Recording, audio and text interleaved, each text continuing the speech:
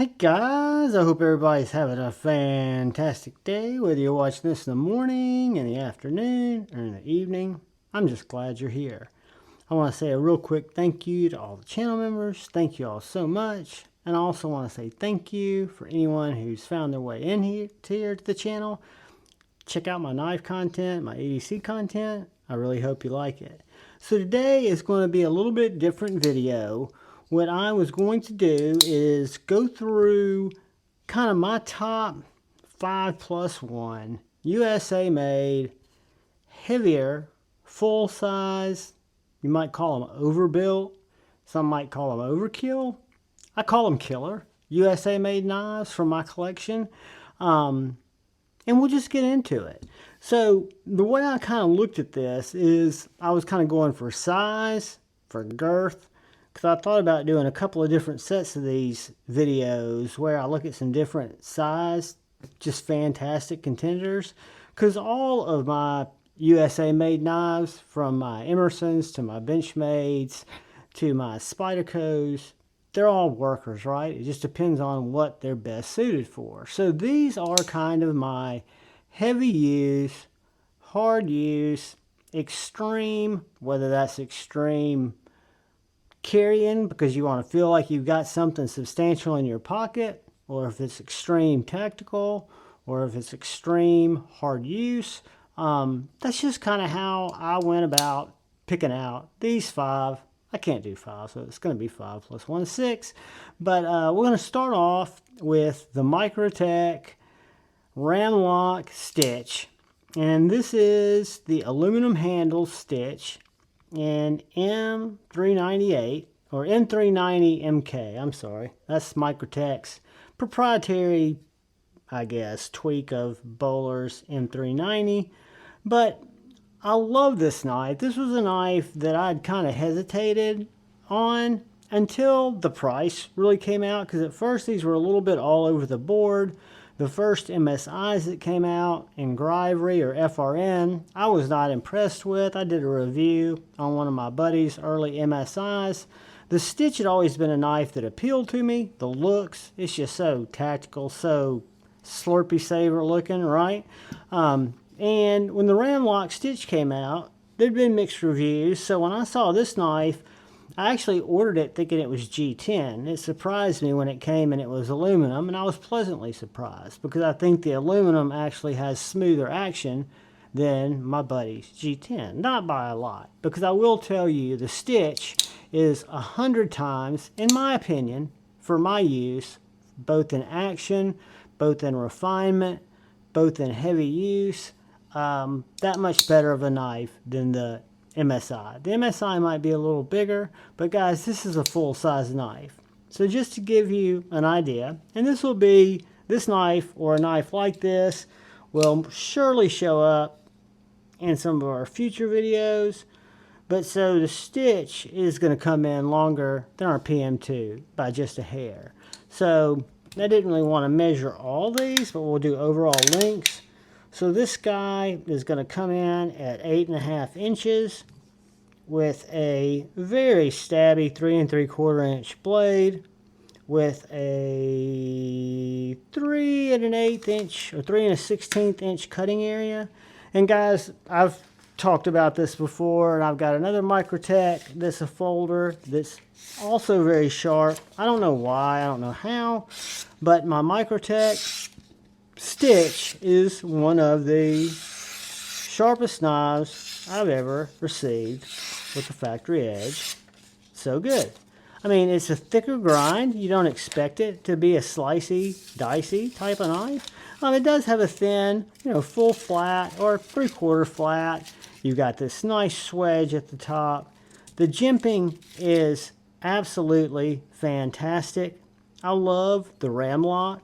I love the 3/4 part of the back, or more than half back spacer with the lanyard loop. You've got a reversible clip that's very easy to switch out if you want to carry it lefty, because it is a truly ambidextrous knife. I want to say you've got a T15 pivot and T I don't have my bits here, either T8s or T10s, because I have taken this apart. I do have a disassembly on it because I did put skiff bearings in it, and it did make it, to me at least, seem like it was more stable. I'm a skiff fan. I'm just a big believer. But guys, coming in hot at number 6, we've got the Microtech Stitch, made right here in the USA. Probably the best value knife that you're going to see, or the most economical knife in this series here, and it comes in right around $300. A great knife. I'll try to leave links to where you can find all these. And next, and this knife just came back in stock somewhere, not with these scales, but this is a Spyderco Shaman, which is my I go back and forth. Is it my first favorite or is it my second favorite Spyderco? My Manix 2 is probably my number 1.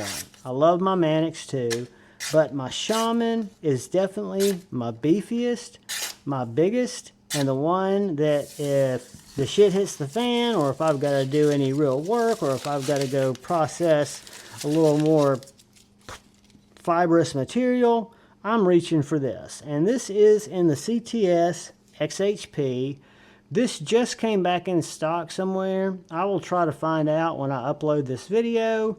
I don't know if they'll still be in stock, but I'll leave you a link or two to regular Shamans. But I know the CTS XHP I just saw either on River's Edge Cutlery, DLT, one of those.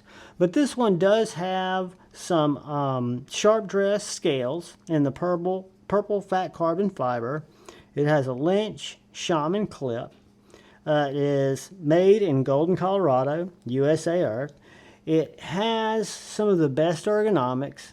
It has the best ergonomics of any knife in this setup here. The stitch is very close, but the contouring of these handles, the slight jimping in the choil there, the way this knife fits my hand is just absolutely perfect. I love this knife. The Spyderco Shaman, guys, is a winner in any blade steel. And they're probably better tools. They're probably better steels than CTS XHP. It's just something I like. It's an 8 1/4 inch knife with a little over 3 1/2 inch blade that gives you 3 1/8 inch cutting area. And then you've got this very generous 4 5/8, over 4 3/4 of a handle area from right here to right here. You've got a lanyard loop. You've got probably, I don't know of any Spydercos that have thicker blade stock, but if my buddy Justin, OCD, EDC, is watching this, he can definitely spit out probably 5 that have thicker blade stock. But 0.1440, leaf grind, almost full flat. You do have this tiny little part of flat up here, but almost full. And behind the edge, this guy is going to get down to about 0.275, 0.145, depending on where I get it, guys. I try to get it for the top of the edge. I think that's where you're supposed to measure from. I'm not sure. I need to talk to Jared. I need to talk to Justin. I need to talk to somebody who knows how to do measurements. But the most important thing to me is it's thin enough to do that, right? So if it's thin enough to do that, that gives me a nice indicator of it's going to do what I need it to do, which is, could be a lot, but most likely it's going to be cutting basic things. Guys, Spyderco Shaman, I can recommend, just like any one of these knives I'm going to show you. I love them. They are forever knives in my collection. I bought every single one of them with my money. I had to save for a while for several of them, and they're just lifetime knives. They're made in the USA, they're top quality, and the Shaman is a showpiece for USA-made Spyderco, even though I think my Manix 2, I might like it a little better just because it's smaller, but this is the Shaman in CTS XHP. That was a tongue twister. Moving on to number 3, we have the Spartan Harsey SHF, which stands for Spartan Harsey Folder.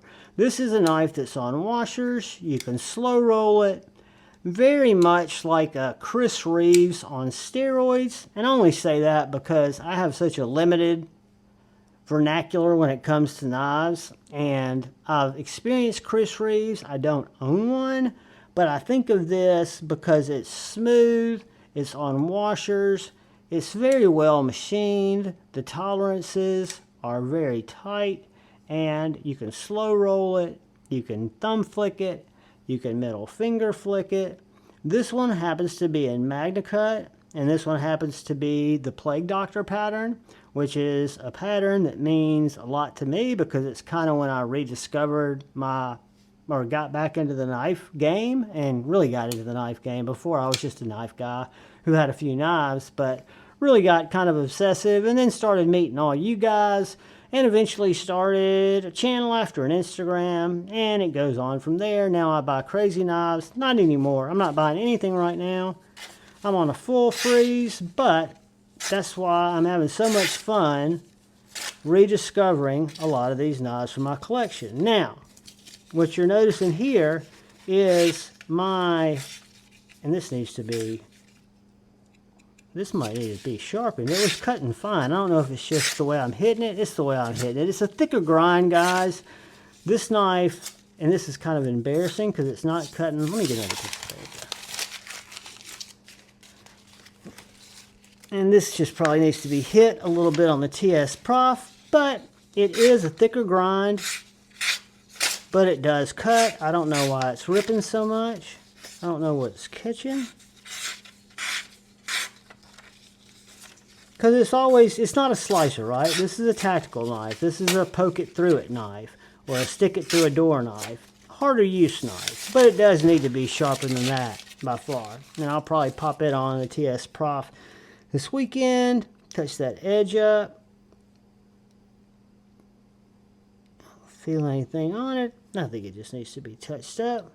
But anyway, the Spartan Harsey SHF is kind of a pry bar, multi-use, hard use, tactical survival knife, coming in right under 9 inches. One of the largest knives in my collection, 4-inch blade. You've got a roughly almost 4-inch cutting area.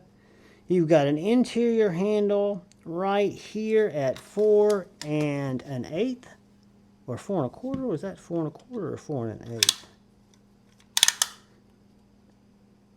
4 1/4. So 4 1/4, nice predetermined handhold. You've got fantastic jimping in all the right places. You've got this slight harpoon that your thumb just naturally rests on. This grip is a fighter's grip, which means you're not going to go up on this blade regardless of the way that you hold this knife. That's why I've never really worried about it being that much of a slicer. Granted, I can get it much sharper. Probably at 19 degrees would be the way to go on that. See what I can do with the strop first. But this is a stabber, poker. I don't carry it. For a slicer, I carry it when I'm going out and I want something a little bit more hardcore, so to speak. And really, it's just a great collector knife for me. As part of a collection, I also have the 3 1/4, which I'm going to do some USA small favorites coming up. But this is the Spartan Harsey, full-size SHF. You can get this knife in a lot of different trim levels. You can get it for as low as some of the small batch USA manufactured to a lot fancier. I'll put some links to just some of the Spartan Harsey pages so you can just kind of browse them if you're interested, because you do not have to go. This one was a little bit more expensive because of the pattern and some of the hardware accents, but I've seen these, I want to say, come into the $550 range, USA made, small batch, on washers, absolutely perfect. T15s, T8s, reversible clip, comes apart like a champ. You've got solid titanium liners, all made, all crafted right here in the USA. I'm a huge fan. A little bummed that it didn't cut better. Don't understand what was going on with that, because I thought I've cut with this recently. but we will get it sharpened up, and that is the Spartan Harsey SHF. Which brings us to another Beefy winner that I picked up. This is my third and the last Medford that I've gotten so far, and this is the Midi Marauder. My second Medford was the Slim Midi, which is probably one of my favorite EDC Medfords because it's so thin, it's on bearings, I've put it on skiffs, but I liked that knife in my hand so much, and I like my infraction, which is my first Medford, so much that's this thickness, that I wanted to see how the knife translated the Midi Marauder to this thickness with this thick blade stock and these thick handles. So to keep it a little bit mixed up, I did get the Tonto because my my Slim Midi is a DLT exclusive because they use their S90V for their blades. This one I want to say came from River's Edge. It might have come from Knives. It came from somewhere, but it's S35VN. It's a little bit more plain, where my Slim Midi has some upgrades in terms of the tumbled tie. This is just smooth titanium, anodized. This is kind of a base level, which is perfect for me.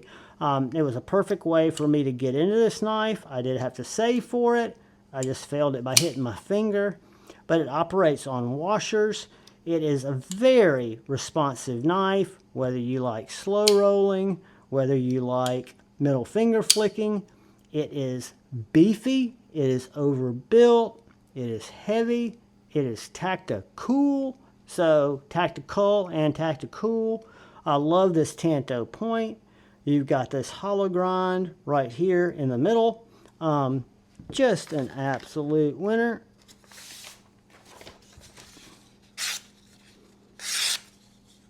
And again, it's going to have more blade love. Even that front area is sharp. But most importantly, it is a pokey stabby, absolute slurpy saver, a winner. One of my absolute favorites. Think it's fantastic. Love it, love it, love it. And that is the Medford Midi Marauder. So moving on, I think we come to number 2, which is my Strider SnG OG Crosshatch, not an OG, it's kind of a newer one, but it's a Crosshatch G10 with a PD #1 tool steel blade that I wasn't familiar with before I got it. Brother Scotching Things helped hook me up with this, helped me find it on a group. It is an absolute joy to handle. It's an absolute joy to slow roll. It locks up like a beast, has absolutely no lock stick. It is light, it is comfortable, it fits my hand like an absolute glove. It is a tactical, hard use, pry bar, breacher, slurpy saver, fire starter, band cutter, whatever you need to do, work knife, this knife will do it. Ask Scotching Things, he works with one every single day. That was me hitting the choil. Very slicey.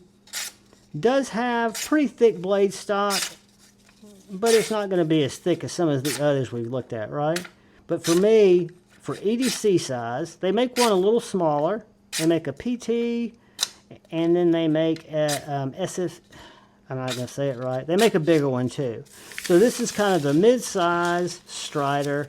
I'm not very educated on all the Strider lore, so I don't know necessarily the blade shape or what makes it different.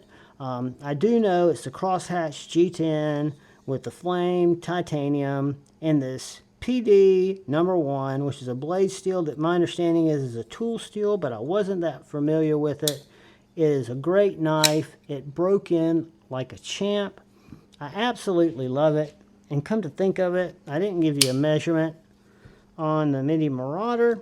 Not that it matters, but what does matter is you see the size of these knives. So let's do this real quick.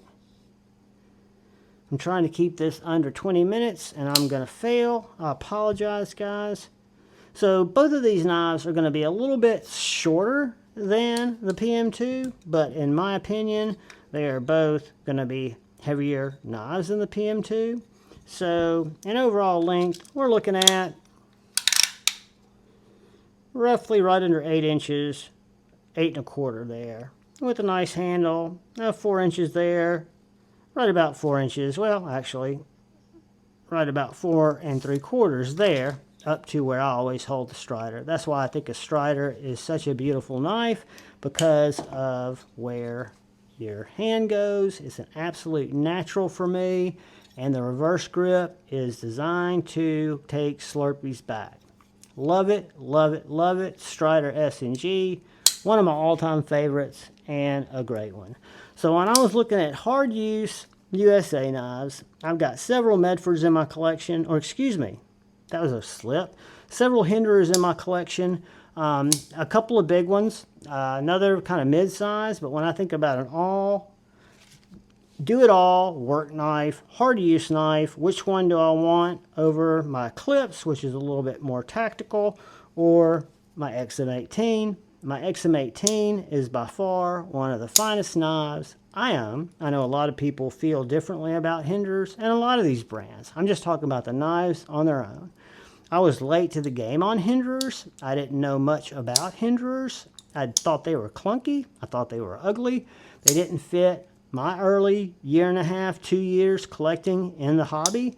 But since I picked up my first one, which was a 3-inch XM-18 that I picked up from Dark Gravity, this was the second one that I picked up. It is on bearings, but they can also operate on titanium or, phosphorus bronze washers, or silicone washers, I believe it is, or Teflon washers.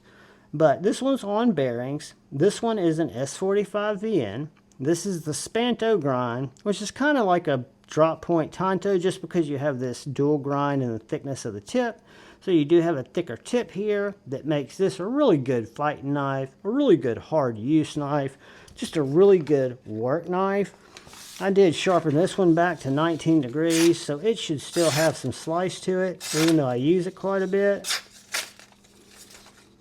And again, these are thicker knives. When we get into some of the smaller knives that I'm going to show you guys, and some of the slicier knives, I've got a whole group of knives that I kind of rate as slicey knives. This is, what has happened is it's gotten humid in here, and my printer paper has gotten kind of humided up. But anyway, it cuts much, much better. Let me get some cardboard, something that'll really, because in hard work, you're not going to be cutting paper necessarily. So let's take something like this.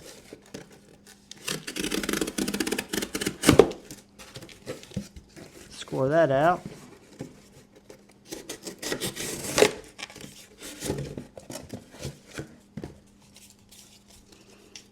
Tape, cardboard.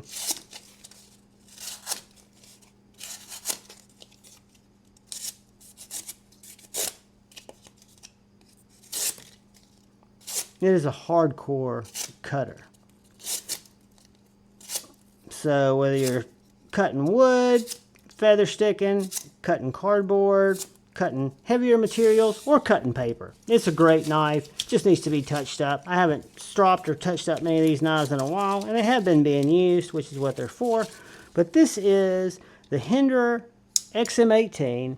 It's going to come in as, if I had to grab a work knife and go for it, a hard use knife, it's right up there. It is an absolute fantastic knife, as are all of these. So any of these knives, what's weird is when I first started collecting knives, none of these knives appealed to me. Not the first, maybe the Spyderco. But as I grew into the hobby, I started to kind of appreciate different things, which is weird. That's why I always tell people, you know, look out for each other, choose debate, not hate, but most importantly, keep an open mind.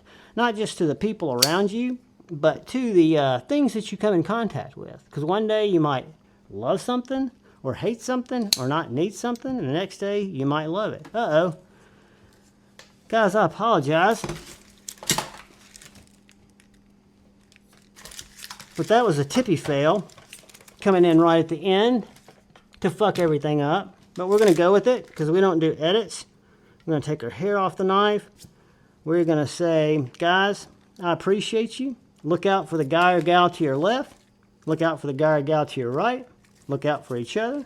Know that this is a live little channel here, that I don't do edits. We're going to go with it. I love each and every one of you. All I ask is please, please, please choose debate, not hate. I love you all. Peace.